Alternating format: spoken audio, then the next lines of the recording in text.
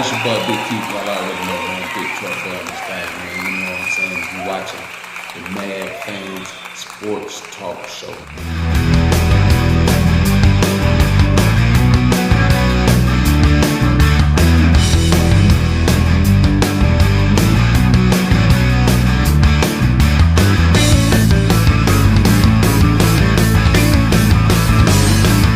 You already know, man. And I'm your boy Big Keith, the Maad Fan himself, man. You know what I'm saying? Mr. Atlanta, you already know. Straight from the A with it, man. So you already know, man. Great news, man. We got our head coach, man, Raheem Morris. You know what I'm saying? Was previously with us a few years back. Served as an interim head coach at one point. Defensive coordinator, defensive-minded coach. Went to Tampa Bay. You know, same thing. Became interim head coach down there. Left there, went to the Rams. Got as a defensive coordinator. Got a Super Bowl under his belt. Now, question is, did we really want him as a fan base back here in Atlanta? Personally, I didn't think so because I felt like, you know, what was then, but what was then might not be now. But who knows? Now could be the right answer. You understand what I'm saying? Especially for somebody with that type of familiarity with the city and the team and the ownership around and the organization around them. Excuse me. Now, everybody had the question of who he was actually going to pick as his offensive coordinator. Now, we all know your head coach is only as good as your offensive coordinator, man. We're just gonna keep that 100 right there. I felt like Dan Quinn got the short end of the stick when it came to that. You know what I mean? When he was head coach down here in Atlanta, he lacked a good offensive coordinator. You understand? And a good defensive coordinator. He lacked all of that. And when Steve Sarkisian came through, that was a whole nother story. That was already too late for that. You know what I'm saying? The plays wasn't hitting. You know, the plays that he was calling, he became too predictable, in my opinion. You know what I'm saying? So things just didn't transpire, didn't work out for him. You know, so we moved on. But they hired Zach Robinson as Raheem Morris's offensive coordinator. Now, to keep that same winning chemistry between them two, that's amazing because they can bring each other along. You know, and not only that, with him already knowing what it takes to build a championship offense, he's going to bring that offensive mind to the Falcons. And not only that, at the time, Raheem Morris was the defensive coordinator, which coordinated that Super Bowl win. So now both minds are together. They work together in sync. Now you got Raheem being able to focus more on what he needs to focus on, and you got Zach being able to focus on the things that he can focus on. You know what I'm saying? Which is actually putting the right pieces together to be successful out here on the field. You understand what I'm saying? Now, did I want Raheem Morris in Atlanta? Like I said, I felt like that was kind of old news. But then again, I love the fact that Raheem Morris is in Atlanta. Not only that, he's a brother. And not only that, he's been here before. He has experience in this building. The people love him, the fans love him, and the fans support him. We're going to continue to support him. Now, Belichick, Bill. Did I want Bill in Atlanta? Personally, no. I did not want Bill in Atlanta. People say, well, why? Because Bill to me is stubborn.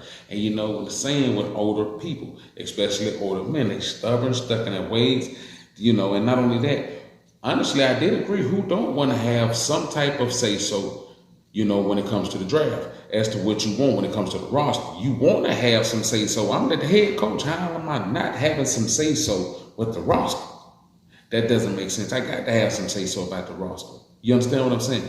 So I'm going to comment on such like that. You dig what I'm saying? Now, personally, I wanted Jim Harbaugh. That's what I really wanted.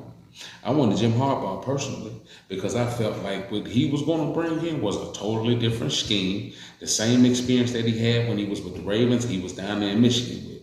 You understand what I'm saying? He's a winner. Now, that was my number one pick. My number two pick was Mike McDonald, Ravens defensive coordinator. Now, granted, they just got put out the playoffs, but great game and great season. You understand what I'm saying? For the Ravens, they had that kind of defense that they have. They've always had a physical defense. They've always been physical on defense. So you know, the carry that you got to be able to put the right tools in place to be able to make that happen. You understand what I'm saying? I felt like Michael McDonald was going to come well prepared for that. You did. So, you know, I was going that was my number two. My number three was Raheem Morris. You know what I'm saying? So I mean, again, with him coming from LA, a totally different division, we got a totally different scheme. Because I'm sick of these same head coaches or these offensive coordinators coming from this same division. It's like we recycling them. And I hate that. To me, that ain't what you do. That's not how you build. You understand what I'm saying? That's not how you build. Now, granted, when it comes to building a team, Raheem Morris is going to have his, his work cut out for him now. Half the work is already done. The question is, do you replace Desmond Ridder? You understand now? And who would you replace him with? Now, think about this. They were already talking about Kirk Cousins with some experience. You know what I'm saying? Or they were talking about going to the draft and drafting the quarterback. And I was thinking about that quarterback from LSU, but drafting the quarterback and bringing Ridder on along like that. You understand what I'm saying? My thing is, he has to be developed as a quarterback. You got to. I'm thinking we're getting away from developing quarterbacks and developing talent in the way that we're supposed to develop talent. You understand what I'm saying? I felt like Tebow got the short end of the stick. He wasn't fully developed as a quarterback. Kaepernick was like that. He wasn't a fully developed quarterback. You understand what I'm saying? You got to develop these quarterbacks. Look at Jordan Love. He sat behind Aaron Rodgers. He was developed as a quarterback.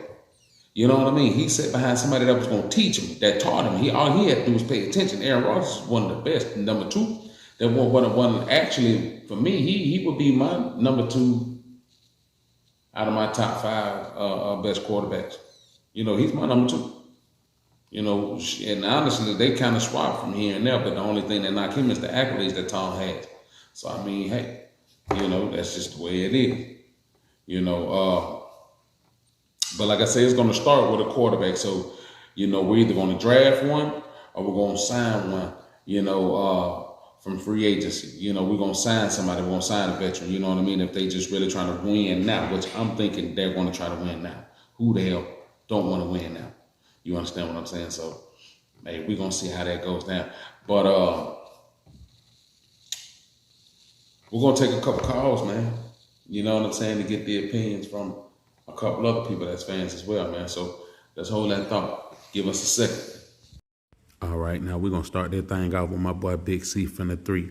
So we're going to get it cracking like that. Y'all already know. Let's go. Yeah, man, shout out to Big Q TV, man. You know what I'm saying? The Maad Fan Sports Show, man. And, Maad Fan my opinion is, Sports man, Show. when it comes to the head coaching job, man, we did a great job passing on Belichick, man. You know what I'm saying? But honestly, man, I was looking at Mike Vrabel, because I felt like he was a good pick, but I know y'all gonna say I'm crazy with that, man, but I felt like that was a great pick too, but my number 2 pick was Jim Harbaugh.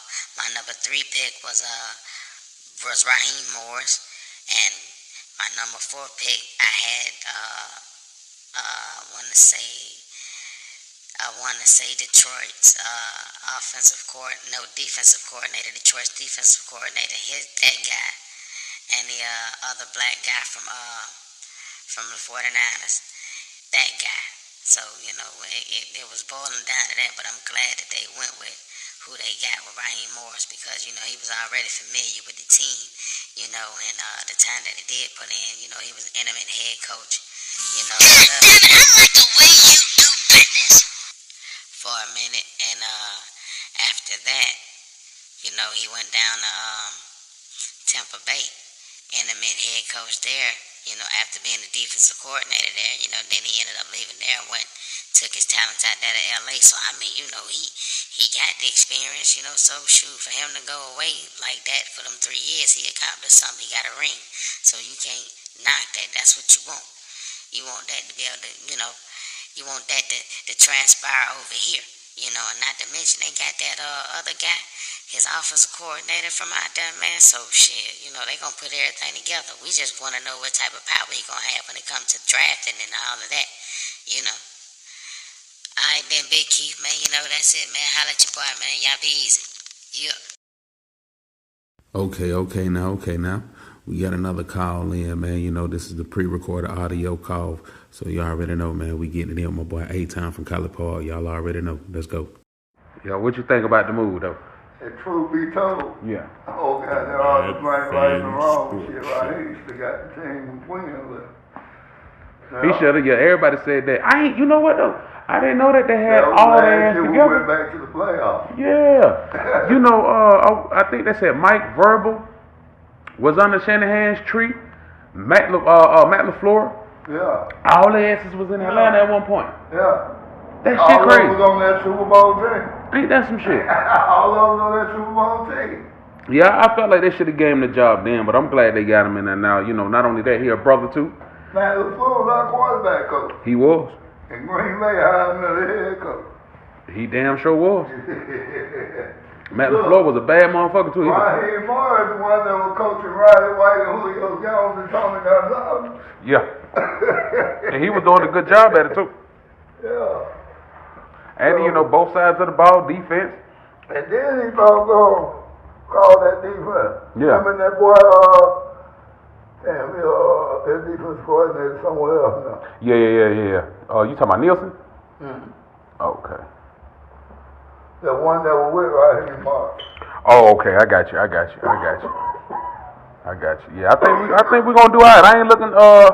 I ain't looking too far for it. The first year.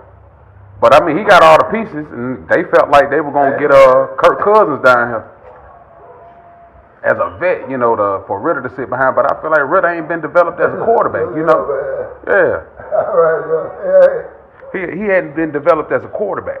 I'll tell you something, man. Go get that boy from LSU. So I like Jaden. I like Jaden. If they want to draft him, Heisman winner, hell yeah, I'll bring him on down here. Now, my whole thing was y'all talking shit about the coach. The Maad Fan Sports Show. Ain't nobody mentioned the GM name the whole time. No, they been on his ass. They did that. Arthur Blank and Rich McKay did their interview, and Terry Fontenot wasn't there. So everybody had the question about Terry Fontenot. Was he the right guy? Is he, who's going to be answering the who? So Arthur Blank. They didn't give him the opportunity. Yeah, they did. They just got Arthur. They was reporting to McKay. Now they reporting straight to Arthur Blank. So now he turning into Jerry Jones. No. No. Yeah, McKay get 5 for operation.